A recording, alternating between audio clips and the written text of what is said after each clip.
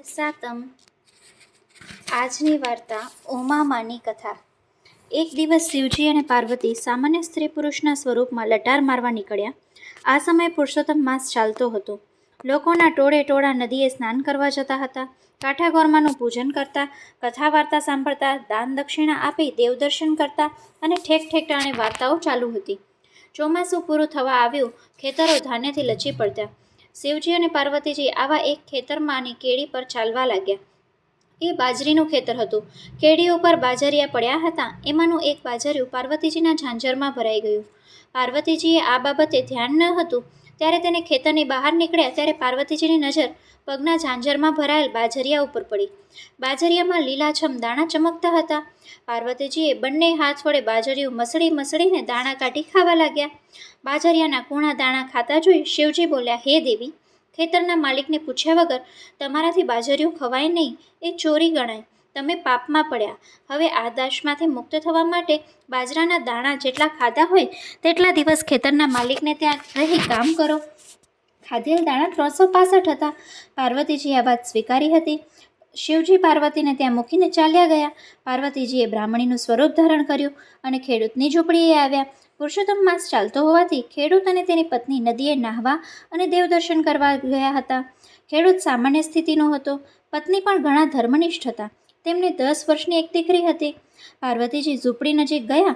ખેડૂત પતિ પત્ની ઘેર આવ્યા એટલે પાર્વતીજીએ તેમને કહ્યું, હું એકલી છું, મારું કોઈ નથી, મને કોઈ કામે રાખો, 2 ટંક ખાઈશ અને તમે કહેશો તે કામ કરીશ। ખેડૂત ઘણો દયાળુ હતો। તેને કહ્યું, બહેન, તમે તમારી ખુશીથી રહો, ખાવાની ખોટ નથી, પણ તમારું નામ તો જણાવો। પાર્વતીજી બોલ્યા, મારું નામ ઉમા છે, જાતે બ્રાહ્મણ છું। પાર્વતીજીના પગલાં ખેડૂતના ઘરમાં પડતા જ તેના ઘરમાં સમૃદ્ધિ ઉભરાવા લાગી। 10 ગણો પાક થયો, ઉપરાંત ગામમાં પણ સુખી થયું। રોગ, બીમારી, શોક, સંતાપ ગયા। ખેડૂતના કુટુંબ સાથે એટલા બધા હળીમળી ગયા કે બધા તેમને ઉમામાં કહેતા। પુરુષોત્તમ માસ પૂરો થતો હતો ત્યાં ખેડૂતે તેનું ધામધૂમથી ઉજવણું કર્યું। આ વખતે વીતતો જતો હતો। પાર્વતીજી આનંદ અને પ્રેમથી બધું કરે, રાંધીને જમાડે, આમ કરતાં 300 દિવસ પૂરા થયા। એક દિવસ ગામના લોકો ભેગા થયા। કાશીની જાત્રા કરવાનો સંઘ કાઢવાનું નક્કી કર્યું। ખેડૂત અને તેની પત્નીએ પણ સંઘમાં જવાની ઈચ્છા હતી, પણ દીકરી 10 વર્ષની હોવાથી ઘર કોણ સંભાળે તેની મૂંઝવણમાં પડ્યા। ઉમામાં ખેડૂતની આ મૂંઝવણની કડી ગયા અને તેમને પોતાનું ઘર સંભાળશે તેમ કહ્યું। તેથી ખેડૂત અને પતિ પત્ની આ સંઘમાં જોડાયા અને આખું ઘર ઉમામાને સોંપ્યું। વિદાય વેળાએ ઉમામાએ ખેડૂતને લાલ રંગનું કપડું આપતા કહ્યું, ભાઈ, આ કપડું લેતા જાઓ અને ગંગાજીમાં નદીએ નાહતી વખતે આ કપડું તેમને અર્પણ કરીને કહેજો કે ઉમામાએ ભાવથી મોકલ્યું છે, માટે હાથોહાથ સ્વીકાર કરો। ખેડૂતના મનમાં હસ્યો, પણ ઉમામાને ખોટું ના લાગે એટલા માટે કપડું લઈ લીધું અને પોટલામાં મૂક્યું। સંઘ તો વાજતે ગાજતે રવાનો થયો। પુષ્કળ ગાડા પહોંચ્યા। રસ્તામાં આવતા યાત્રાધામોમાં દર્શન કરતા સંઘ કાશીએ પહોંચ્યો। આખો સંઘ ધર્મશાળામાં ઉતર્યો। સ્નાન કરી કાશી વિશ્વનાથના દર્શન કર્યા પછી ભોજન લઈ બધા સૂઈ ગયા। બીજા દિવસે પ્રાતઃકાળે સૌ ઉઠી નિત્યક્રમથી પરવારી મણિકર્ણિકા ઘાટ પર સ્નાન કરવા ગયા। ગંગા સ્નાનનો એટલો બધો હરખ હતો કે ઉમામાનું કપડું પોટલામાં જ લેવાનું રહી ગયું। પોટલું ધર્મશાળામાં પડ્યું હતું। સ્નાન, ધ્યાન, દેવદર્શન અને દાન દક્ષિણામાં 5 દિવસ વીતી ગયા। સંઘ પાછો ફર્યો। પાછા ફરતા અડધા રસ્તે ખેડૂતને યાદ આવ્યું કે ઉમામાનું કપડું તો પોટલામાં જ રહી ગયું છે। ખેડૂતનો જીવ બળવા લાગ્યો। એ તો ગયો સંઘપતિ પાસે। સંઘપતિ પાસે જઈ અને સંઘના 5 દિવસ અહીં રોકાય તો હું કપડું ગંગામાને દેતો આવું। સંઘના આગેવાને જંગલમાં રોકાવાની ના પાડી દીધી એટલે ખેડૂત અને તેની પત્ની એકલા પાછા કાશી ગયા। આ બાજુ સવાર પડતા સંઘના આગેવાનોએ સંઘને આગળ વધવાનો આદેશ આપ્યો। રાવટીઓ સંકેલી લેવાઈ। બધાએ સામાન બાંધી ગાડામાં મૂક્યો। ગાડાવાળાએ બળદને ઊભા કરવા કોશિશ કરી, પણ બળદ ઉઠતા નથી। બળદને લાકડી વડે ઘણા મારવા છતાં બળદ ઊભા થયા નહીં।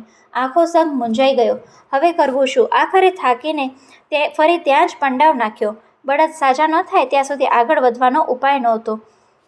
આ બાજુ ખેડૂત અને તેની પત્ની ચાલતા ચાલતા 5 દિવસે કાશી પહોંચ્યા। તેનો સંઘ સીધા ગંગા ઘાટ પર ગયા। પ્રથમ સ્નાન કર્યું, પછી પતિ પત્ની કેળસામાં પાણીમાં જઈ ઊભા રહી ગંગાજીને પ્રાર્થના કરી કે ઉમામાએ આ કપડું મોકલ્યું છે, હાથોહાથ લે તો જ આપવાનું છે। ત્યાં જ ચમત્કાર થયો। જળમાંથી રત્ન કંકણ પહેરેલા 2 હાથ બહાર આવ્યા અને કપડું સ્વીકારી અદૃશ્ય થઈ ગયા। ખેડૂત અને તેની પત્ની આ આશ્ચર્ય સાથે ગદગદિત થઈ ગયા. સાથે ખેડૂતે ઉમામાનું સતનું પારખું પણ થઈ ગયું. પછી તેઓ પોતાના ગામ તરફ જવા નીકળ્યા. અધવચ્ચે જંગલમાં સંઘે પડાવ નાખેલો જોઈ તેઓને નવાઈ લાગી. તેઓ સંઘના આગેવાનોને મળ્યા. આગેવાનોએ જણાવ્યું, જે દિવસથી તમે અહીંથી ગયા છો તે દિવસથી આપણા બધા બળદો માંદા થઈ ગયા છે. તેઓને સારું થાય માટે અહીંથી ઉપડાય. ખેડૂત અને તેની પત્ની બળદો પાસે ગયા. તેઓ બળદ પાસે જઈને હાથ ફેરવતા ગયા અને થોડીવારમાં તો બધા બળદો સાજા થઈ ગયા. આખો સંઘ ખેડૂત અને એના પત્નીના ભક્તિના વખાણ કરવા લાગ્યા. થોડીવારમાં સંઘ પડાવ ઉઠ્યો. રસ્તામાં ખેડૂતે ઉમામાનું કપડું ગંગા મૈયાને હાથોહાથ લઈ લીધું તે જણાવ્યું. ઉમામાનું આવું સત જાણી લોકો તરેની વાતો કરવા લાગ્યા. આમ કરતાં કરતાં સંઘ ગામને પાદર આવ્યો. સંઘના સામૈયા થયા, ઢોલ વાગ્યા, મંગળ ગીતો ગવાયા. બધા ધૂન હરિકીર્તન કરતાં કરતાં ગામમાં પ્રવેશ્યા. 360 દિવસ પૂરા થયા હતા. હવે ફક્ત 5 દિવસ બાકી હતા. ગામના લોકોએ ગંગા મૈયાને ઉમામાનું કપડું જાતે આવીને સ્વીકાર્યાની વાત કરી ત્યારથી તેમના દર્શન કરવા ગામ લોકો ખેડૂતને ત્યાં આવતા. આમ 3-4 દિવસ નીકળી ગયા. છેલ્લો દિવસ બાકી હતો. છેલ્લા દિવસે ઉમામા બોલ્યા, બહેન, આજે હું ભાઈનું ભાત ખેતરમાં દેવા જઈશ. કોઈ દિવસ ગઈ નથી, આજે તો ખેતર જવું છે. ઉમામા ભાત લઈને ખેતરે ગયા. જ્યાં શિવજી તેમને છોડીને ગયા હતા તે સ્થાને આવી તેઓ અદૃશ્ય થઈ ગયા. ઉમામા ભાત લઈને ગયા તે ગયા. ખેડૂત ભાતની રાહ જોતો રહ્યો. સાંજે ઘેર આવીને પત્નીને પૂછ્યું, આજે ભાત કેમ મોકલ્યું નથી? પત્નીએ જણાવ્યું, ભાત લઈને તો ઉમામા સવારના 10 વાગ્યાના નીકળ્યા છે, તે તમને મળ્યા નથી. આ વાત જાણી ખેડૂત અને ખેડૂતની પત્નીને ચિંતા થઈ. તેઓ બંને તરત ઉમામાની શોધ કરવા નીકળી પડ્યા. આખું ગામ ફરી વળ્યા પણ ઉમામાનો કોઈ પત્તો લાગ્યો નહીં. છેવટે ઘેર આવીને ખેડૂતે પત્નીને જણાવ્યું કે હવે ઉમામા આવે અને મને થાળી પીરસશે તો જ જમવો, નહીં તો હું ભૂખ્યો રહીશ. આમ કરતાં કરતાં 4 દિવસ વીતી ગયા. પતિ સાથે પત્નીએ પણ જમવાનું ત્યજી દીધું.